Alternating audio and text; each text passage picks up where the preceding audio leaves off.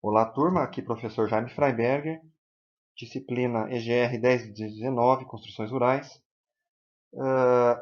Nessa edição vamos dar continuidade ao estudo das estruturas de concreto armado e vamos ver como fazemos o lançamento das estruturas de uma construção que, no caso, a definição dos elementos estruturais, né, a gente vai fazer essa análise de vigas, lajes e pilares, e na sequência faremos o pré-dimensionamento desses elementos, começando pelas vigas. Bom, o objetivo inicial é fazer a distribuição dos elementos estruturais de forma simples e explícita, como vamos fazer agora, usando as referências espaciais, ou seja, as medidas do projeto indicadas na planta, ou tirando a régua, né, com a régua e escalímetro, as dimensões em escala. Né? Temos então o projeto arquitetônico, já conhecido de vocês, é o pavimento superior de uma construção de 2 andares, ou seja, é o pavimento que fica sobre o pavimento térreo. E depois dela vem a laje forro, que é menos carregada e não tem o vão da escada. Né? Então temos aqui o laboratório 1, com um depósito anexo. O laboratório 2 também possui um depósito. Lavabo, corredor, né? E a escada, tá? A região da escada. A ideia é fazer a distribuição de pilares e vigas usando algumas regras básicas para uma primeira visualização, lembrando que o que vamos fazer aqui é um levantamento prévio, porque mesmo sem ter o projeto estrutural na mão, a gente pode, depois do pré-dimensionamento, né, obter uma estimativa de custos, por exemplo. Então, o que fazemos para ter o primeiro contato com a estrutura, né, sobre a planta baixa do projeto arquitetônico, inicialmente lançar os pilares, tá? Que já vimos na aula anterior, e a regra é bem simples, né? Começando nos vértices, ou seja, nos cantos da construção, porque é certo que esses locais vão precisar de um pilar, tá? Os chamados pilares de canto. Nos cruzamentos das paredes, os pilares de extremidade, tá? E um pilar aqui, né, o pilar de centro, ou intermediário, e a gente percebe que começa a surgir a estrutura do projeto. Tá? Porque a seguir a gente começa a unir os pilares, tá? Fazendo as ligações entre eles. Então temos aqui, né, as vigas, né, unindo os nossos pilares aí. Bom, e na sequência as demais vigas. E um detalhe importante nessa região da escada é esse trecho, tá, que vai ser a viga de suporte da escada, onde ela vai ser apoiada. Tá? E por fim, nós vamos numerar os pilares, também dar nome às vigas. Tá? Bom, o próximo passo é fazer o posicionamento das lajes, tá? Ou seja, vamos estudar a disposição das lajes e vamos começar na região da escada, tá? Na qual a gente não deve considerar essa região, tá? A gente não deve considerar essa região como uma laje, nessa região do pavimento, porque na verdade é uma abertura. Tá? Então esse X significa a abertura que vai ser deixada na laje para dar lugar à escada. E aqui a gente visualiza as lajes já montadas, né? Pronto para receber a concretagem. De uma construção qualquer, essa foto eu tirei da internet, mas o que eu quero mostrar antes é a ideia de como a gente deve posicionar as lajes. Tá? Lembrando que elas são unidirecionais, ou seja, precisam sempre de 2 pontos de apoio, né? Um ponto em cada extremidade da peça, e no final elas ficarão apoiadas em vigas opostas. Bom, reparem que pode ser tanto laje do tipo vigota pré-moldada, né, como a viga treliçada. Mas repare o seguinte, as vigas são montadas pelo vão menor, tá? Então, o menor vão é sempre o mais apropriado para posicionar estas lajes. Por exemplo, nessa foto, eu vou colocar aqui em vermelho, né, delimitando uma laje, né, ela vai ter as duas extremidades apoiadas em vigas opostas, tá? E a direção das vigotas, os chamados trilhos, né, reparem que eles vão correr pelo vão menor, tá? Pelo menor vão. E a gente representa essa direção com uma seta de duplo sentido, dessa forma como vocês estão vendo aí. Tá? O mesmo para essa outra laje, né? E assim por diante. Bom, e voltando ao nosso projeto, olhando na laje do laboratório 1, tá? A gente percebe que esse ambiente tem 4 metros por 4 metros, então tanto faz, tá, a orientação da laje, aqui nesse caso.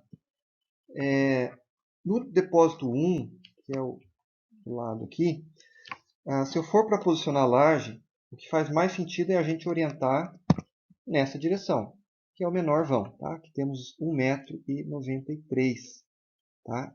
Por 4. Né? Bom, e assim por diante. Tá? Sempre pelo menor vão. Corredor, né? Laboratório 2 e o lavabo. E a identificação das lajes. Tá? Temos aqui 5, 6, 7 elementos. E qual a importância do lançamento dos elementos estruturais, que são os pilares, vigas e lajes, que acabamos de fazer? Bom, quando a gente lança os elementos estruturais, começa a ser possível estimar a quantidade de materiais, por exemplo. Tá? Se eu tivesse considerado mais pilares, vamos imaginar assim, consequentemente teria necessidade de mais vigas no projeto. Tá? E isso afeta diretamente o custo da obra, ou seja, quanto mais estrutura eu tenho, mais concreto, aço, formas, mão de obra eu vou precisar depois. Tá? E tudo isso aumenta o custo.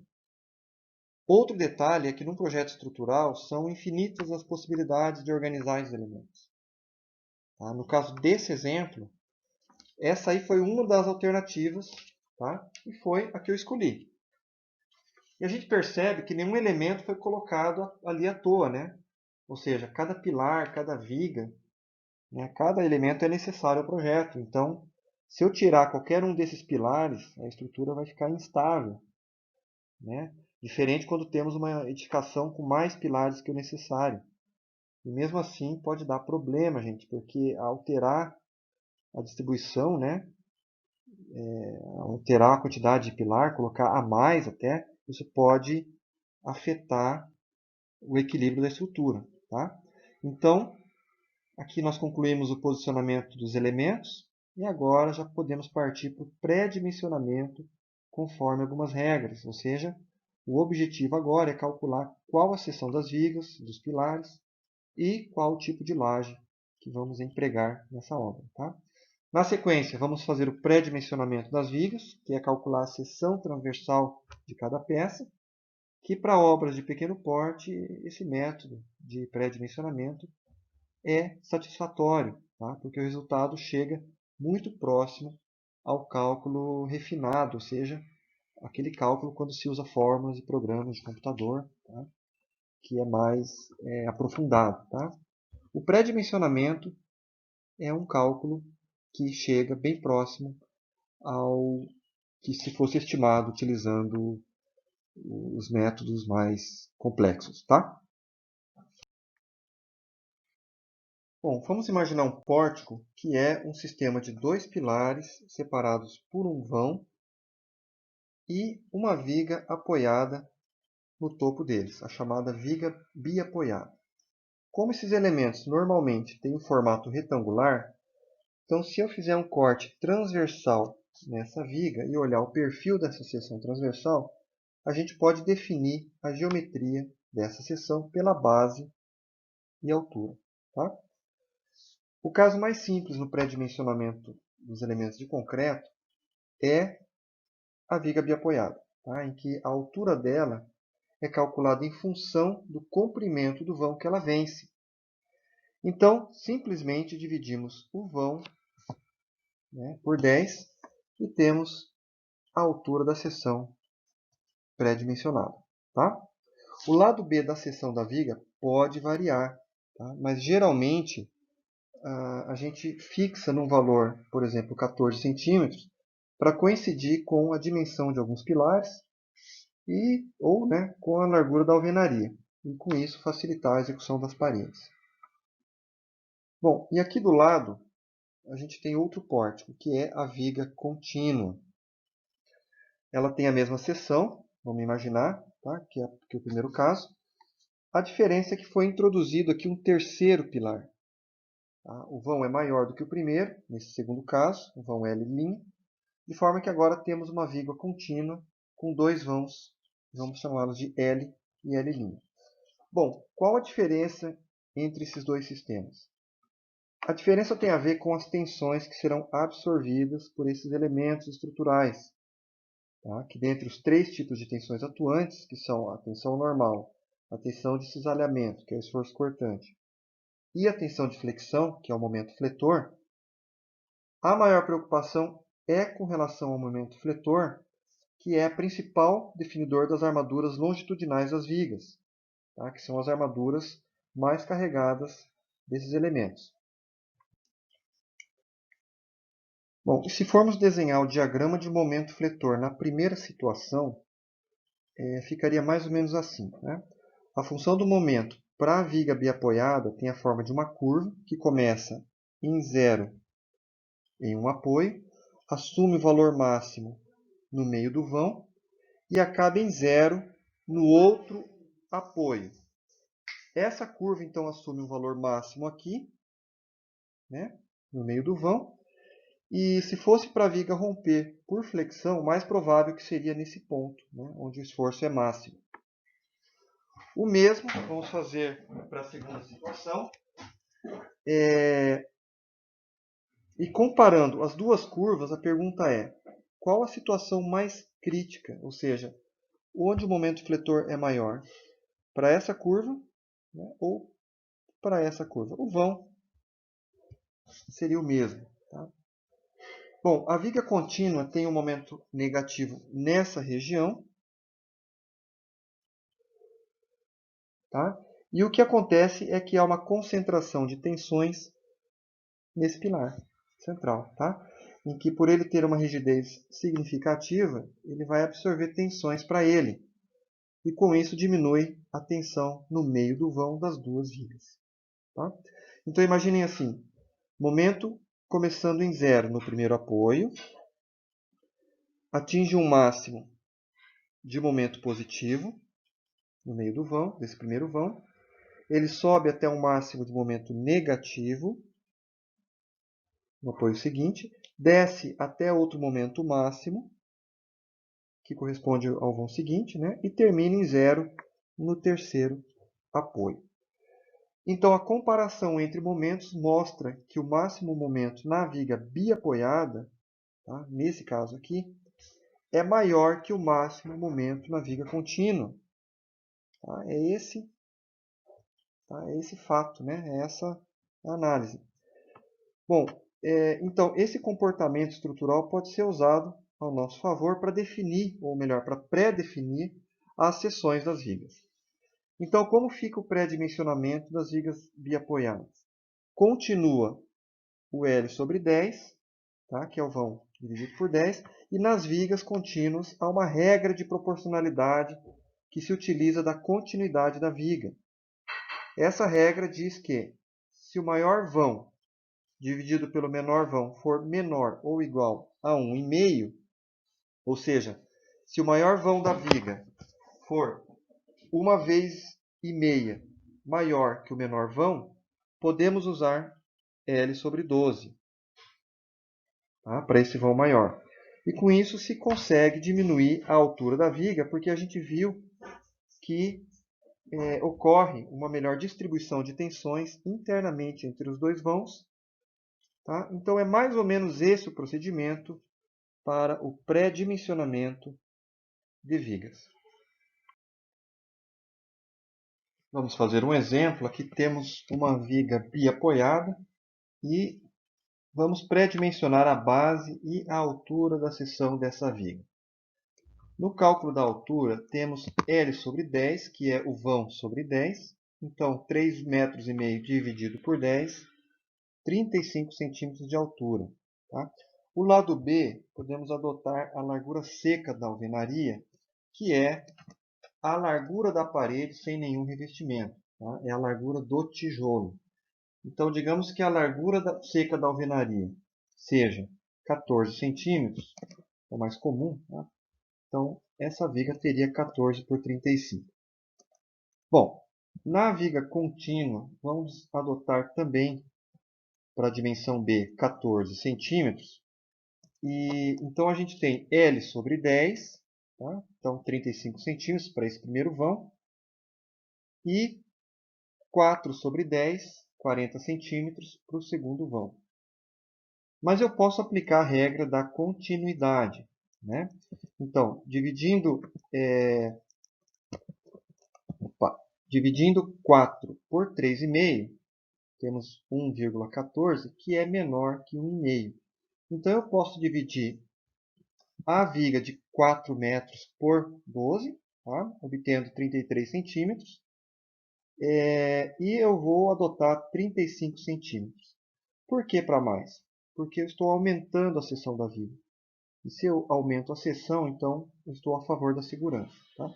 Então eu posso adotar dois trechos de 14 por 35, ao invés de adotar um trecho de 14 por 35 e outro de 14 por 40. Tá? Então tivemos uma redução aí de 5 centímetros nessa viga maior. Bom, voltando para o nosso projeto dos laboratórios, essa é a planta do pavimento superior. Tá? Vamos então pré-dimensionar apenas este pavimento, porque como é uma construção pequena, a regra vai seguir a mesma para o pavimento da laje de cobertura. Tá? Vamos começar pelo laboratório 1. A viga 1, que é uma viga do tipo contínua, ela tem 3 apoios. Vamos observar as cotas do projeto. Então, no primeiro vão, temos 4 metros. No segundo vão, 1,93 com 1,92 mais 15 de alvenaria. Né? Temos também 4 metros. Aqui vai cair no caso de proporcionalidade, porque 4 dividido por 4 vai dar 1, que é menor que 1,5. Então, aplicamos a regra L sobre 12. 4 dividido por 12 é igual a 33 centímetros. Vamos adotar para mais. Então, 35 centímetros, considerando a alvenaria seca de 14 centímetros, a viga 1 será então 14 por 35 nos dois vãos. Bom, a viga 2 é idêntica à viga 1, então o cálculo é o mesmo. A viga 3 ela é do tipo biapoiada, então agora é o vão sobre 10. Tá? Então 2,40 sobre 10, isso resulta 24 centímetros. A gente poderia usar 25 centímetros, mas eu vou adotar 30 centímetros. Ok? Bom, a viga 5 é contínua, tem os mesmos vãos da viga 1 e 2, tá? Das vigas 1 e 2, então segue o mesmo cálculo. A viga 6 também é contínua, o primeiro vão vale 3,60 e o segundo vão tem 4 metros. Né?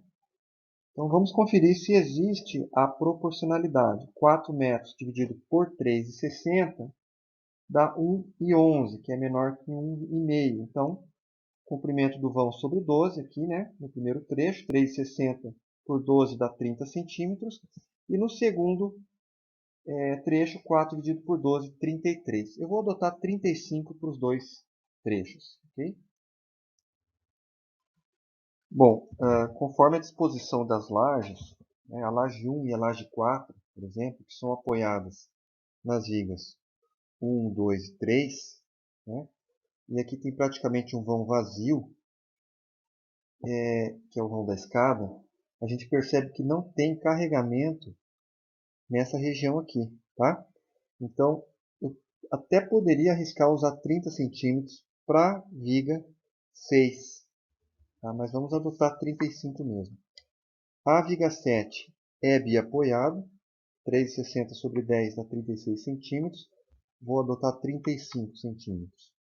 A viga 8 é contínua, né? Mesmo raciocínio da viga 6. A viga 9 é biapoiada, seria o vão dividido por 10, daria 40 centímetros, mas vamos adotar 35, considerando que ela tenha a mesma rigidez das vigas em que ela se apoia, tá? Que são as vigas 1 e 2. E por fim, a viga 10, mesmo caso das vigas 6 e 8. Bom, e aqui a gente finaliza esta primeira etapa. Tá? Importante lembrar que os passos realizados até aqui são baseados em apenas pré-dimensionamento, ok? Que em princípio necessitariam de mais verificações, tá? Dos chamados estados limites últimos de serviço, que são os dois critérios de segurança estabelecidos pela norma da ABNT, né? A norma NBR 6118 de 2014, que é a norma brasileira para os procedimentos de projeto de estruturas de concreto. Tudo bem? Até a próxima. Até mais.